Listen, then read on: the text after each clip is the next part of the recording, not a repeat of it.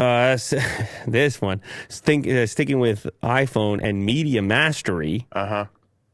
You remember hearing the Knives Out director Ryan Johnson was talking previously about working with Apple and letting people in on a secret. Okay. The secret was, if you work with Apple, apparently, for Apple's new service, if you're going to publish to Apple TV Plus, making a movie or whatever it might be, apparently, villains in shows are not allowed to use iPhones on camera. Maybe you don't remember this. We talked about this on this show like ages ago. But we didn't really, he wasn't able to say to what extent or which productions you should keep an eye on, or like any details about it other than, I'm going to let you in on something. Apple will permit film productions to use its products on screen, but bad characters can't have an iPhone on camera. Interesting. And then obviously we now have this event in this show here, Succession, which by the way, I didn't watch it. Have you watched this? I've heard it's good. I haven't watched it yet. Okay. So anyway, they've noticed that this character is using an Android phone. That looks like an iPhone.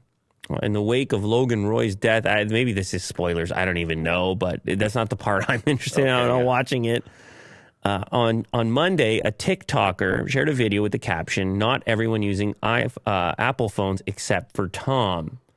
The footage shows shots of Kendall, Roman, and Greg using iPhones in the latest episode, alongside a shot of Tom using an Android phone. The villain uses Android.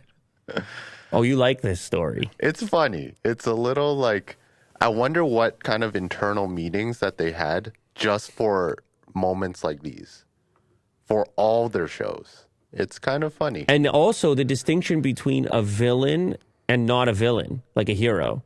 Mm-hmm. And then in any of their storytelling, does that ever get cloudy? Yeah. Where they're like, oh, this guy was good, now he's kind of bad, we should switch his phone?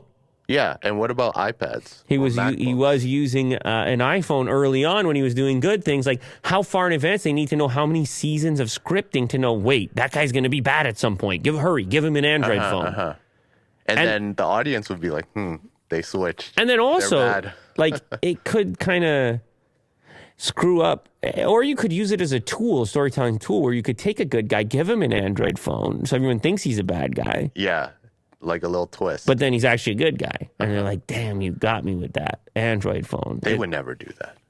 I don't know if they would or not. We'll see what happens in this case. I presume this guy's not exactly a villain yet, which is why it's intriguing to people. Like, why is he using the Android phone? So, and they've noticed in the show other people have used Android phones before other negative things happen. So it's an interesting overlap between... For a company, it's a Samsung too, hey? In the same episode, all of these Apple phones and then Samsung. The old Samsung phone. What is it? It's an S22, right? Yeah. Yeah. Or 21? Is that a 21? Because it has like the ridge. Yeah, the elevated Listen, portion. guys. I would say it means something. I would definitely say that it means. It's so featured so prominently too. It's not like over in the corner or something. It's like huge on the screen, and you know it's a Samsung phone. That's pretty wild stuff. The internal meetings. I would like to be a fly on the wall for those. Yeah. They're funny. I mean, it could also spoil things where the storyteller themselves, the creative people, are like, no, I don't want to give away that this guy's a villain yet. And they're like, sorry. Mm-hmm. Sorry, I don't want to give away that this guy's about to do whatever. They're like, nope. Get rid of his iPhone. And they're like, but he was using the... But then what if I have a scene that he needs to use a phone? They're like, too bad. Yeah, and just product placement in general, like all the laptops, all the cars and phones and all types of stuff.